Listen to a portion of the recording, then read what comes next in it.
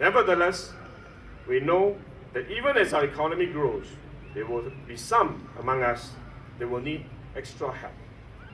One such group is the low-wage, low-skilled workers who may face a greater challenge to keep up.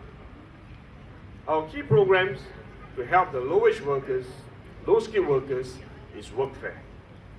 For low-wage workers, Workfare is a better solution than minimum wage.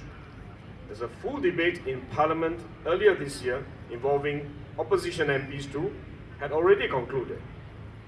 It is true that many countries have opted for minimum wage, partly because it is the employers that bear the cost of minimum wage and the government does not have to pay for it. Let me quote a finding from Professor Francis Lui, an economist and former Hong Kong government advisor. He estimated that up to 100,000 low-wage workers may lose their jobs when the minimum wage laws takes effect in Hong Kong later this year. The impact will be worse during a recession. And what's more, minimum wage does not help low-wage self-employed because the self-employed are paid by themselves. Workfare, on the other hand, benefits self-employed persons. The cost of Workfare, $440 million a year, is borne by the PAP government. Through Workfare income support, we top up the wages and CPF savings of older low-wage workers who work regularly, up to 25% of his wages. Through Workfare training support, we provide additional financial incentive and assistance to encourage them to go for training and to encourage their employers to send them for upgrading.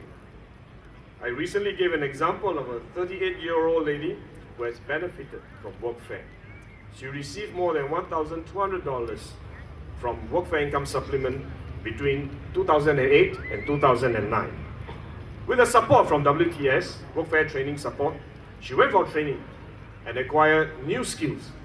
She was promoted and was given an increment of $350. She now earns $1,800. This is how we help low-wage workers progress out of low wage. The Workfare special bonus will give Workfare income supplement recipients an additional payout to help them this year. We will review Workfare in due course to ensure it remains relevant and effective.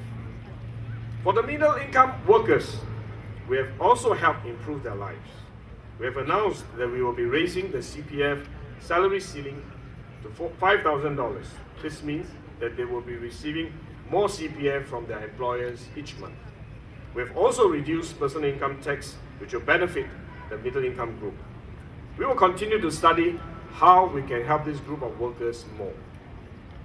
But the most important help that we can offer them is to give them training so that they can advance and make progress in their careers. We always say it is better to teach a man how to fish than to give him a fish. But what we have done is more than teaching him to fish. We are not only teaching him how to fish, but also give him the right fishing rod and bring him to the right fishing pond. Through the Skills Training for Excellence program, STEP, we introduced recently, we provided more training programs for the PMETs to acquire the relevant skills to progress to better jobs or switch career pathways for better prospects. We provided them with career services to help them secure employment.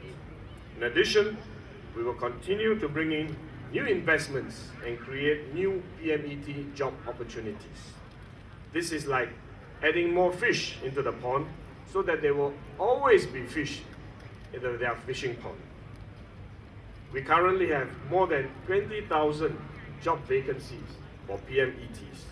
An unemployment rate for the PMETs, professional managers, executives and technicians are lower than the unemployment rate for the national average.